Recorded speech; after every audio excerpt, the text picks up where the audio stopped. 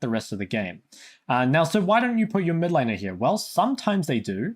Sometimes you do put your mid laner here and your ADC on the side lane. Let's say, for example, you have a strong wave clear mid like Xerath or Zoe, and you have a strong side laning AD carry like Vayne or something. You might look for those assignments. But generally, the mid laner and the top laner want to be on side waves because they value XP like really, really highly. So they don't want to be sharing gold with the support. So that's kind of how we ended up with the AD and support in the mid lane and the mid and top kind of on the side lanes. Now, how does this kind of ideal mid game play out? Well, generally what they do is your team's like AD and support gets prio over mid. And what this does, it forces the enemy team to kind of be stuck under their tower, showing, and that allows the support in particular to walk up and start pressuring the enemy jungle. So if this happens and the support starts moving up, it can be very scary for the enemy mid laner to stay under this tower because he's at threat of being dived, and he also might have his vision cleared. So this kind of mid priority allows the support to impact the map in a lot of ways. They can walk down the river, push the enemy top, they can walk up, take control of the enemy jungle, force the enemy like off their side wave towers, and generally, if you do have that mid prio, you should see eventually this top tower die because the support just moving here and then coming back mid for every wave makes it really, really difficult for the enemy to stay under their tower. You kind of have the seesaw effect where once the mid laner takes this tower and can push it in, now the mid laner can start coming down, and that makes the enemy like jungle, AD, and support scared in turn. So the mid laner now is stuck under tower, and the AD and support have to be quite careful of mid lane coming down and diving them, or just in general taking control. Now, there are a couple steps to this, and because sometimes people skip the steps, they can get punished for it. So let me explain how this works. The reason the waves are so important in the mid game is because they can create numbers advantages, they can create gold, XP, and also because they tell you exactly where the enemy team is. So when you're behind, you're really looking for opportunities to catch the enemy when they're skipping steps. So let's say, for example, that the support starts walking in without a wave being pushed. So let's say the wave has already died, you don't see the enemy AD and support, you might have your support walk up and be ganked by like 3 people in the topside jungle here. And that would be really bad, right? Because they basically, they didn't skip, or they skipped a step, and that kind of led to their death. So let's talk about like what these proper steps are. The best way to kind of gain control in the mid game is first to push a wave which forces the enemy team to show. So if you push a wave, they should have to show their AD on this mid wave, and now you know exactly where he is, and you can walk somewhere with a numbers advantage. Now, if the enemy AD didn't show on this wave, they're just giving up a wave, and then you don't go in because they're probably camping here. But they've lost something for it, it's not like they're losing nothing for it. So the first step in the mid game is to make your enemy, like laner or opponent or whatever, show on a wave. So if you're pushing top, you push this wave all the way in, and the enemy mid laner doesn't show, like you need to be kind of thinking about where they are. If they based, obviously you can like hit the tower or something. But if they didn't, then you kind of need to be pretty scared, because if you walk into the jungle here and you face check their mid laner, there's a very high chance you die. Now, if you're on the kind of back foot of this, if you're on the losing side, you need to be like looking for kind of those mistakes from the enemy team. You need to be catching waves and then trying to look for opportunities, like normally in your own jungle, when the enemy team is skipping steps, maybe not moving as they should, and getting caught out as a result. So kind of TLDR, the explanation, basically the lanes ended up like this because it allows each role to kind of gain the maximum gold and XP without like really compromising the other roles. It also gives like your support the greatest freedom on the map, and they can use that to help like push the other side lanes in. And then there's this kind of seesaw effect where like the mid lane will use their priority to help the side lane get priority, the side lane will use their like pressure to like kind of pay it back, and eventually you can crack the towers like that. So you'll generally see like the mid laner, or sorry, the mid section of the map, your AD and support normally will use their prior to help break like a tier 1.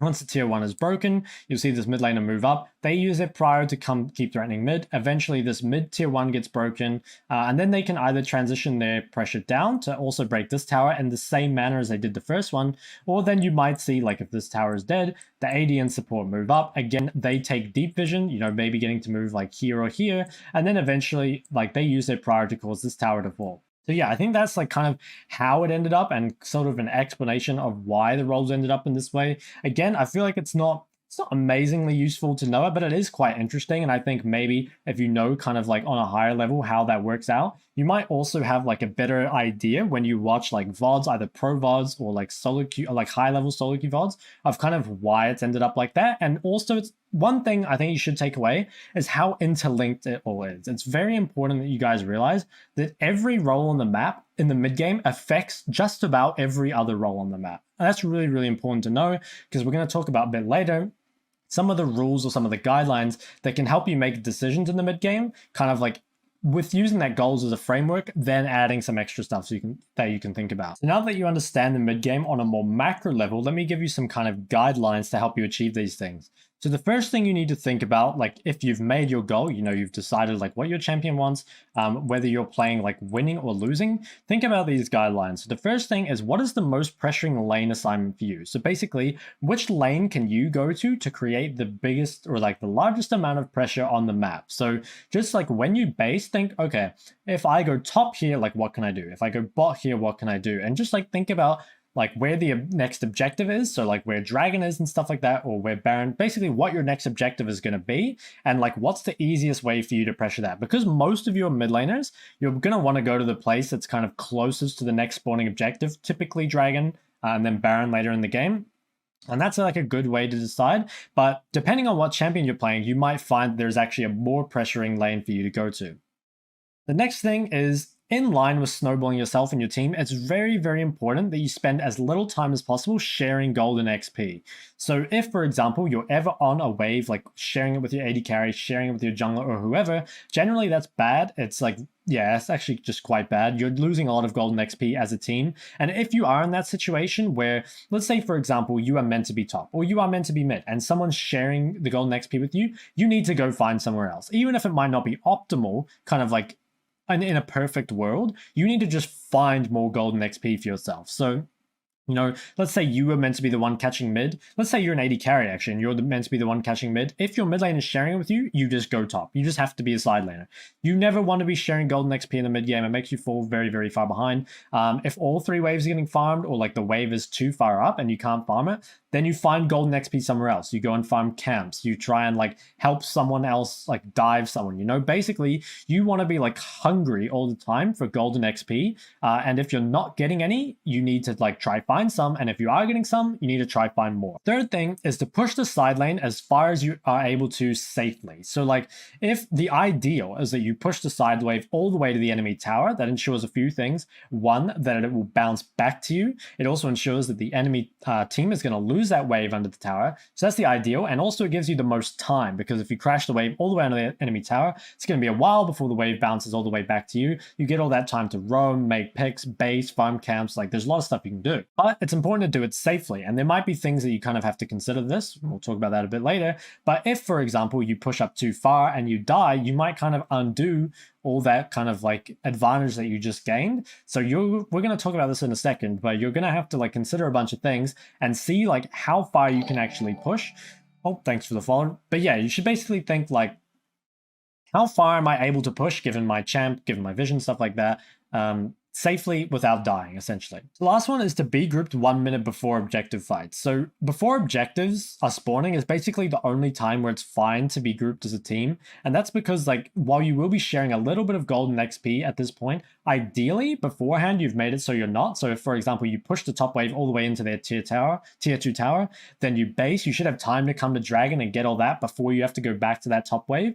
But even if like you might lose the top wave for it, generally it's just better to be at the objective fight. It's very rare in solo queue that your team is willing to just give an objective. So most of the time you're just going to have to be there to fight with them. And a lot of the rest of the game is just making yourself stronger for these objective fights, because they're basically something that happens every game. It's very rare that you just don't have objective fights, and you can think almost of the rest of the mid game as making those objective fights as good as possible for you. So like creating numbers advantages with your side lane pressure, giving yourself a big golden XP lead, getting like a big or getting like large vision control in like a side of their jungle. Basically all this stuff on the side lane is trying to make these objective fights easier for you. So that means that like if that's kind of what it's doing, then you have to actually be there. So finally, we have some information to help you make decisions. So we have some champion specific decisions. So you need to consider stuff like your mobility, your 1v1 strength and stuff like that.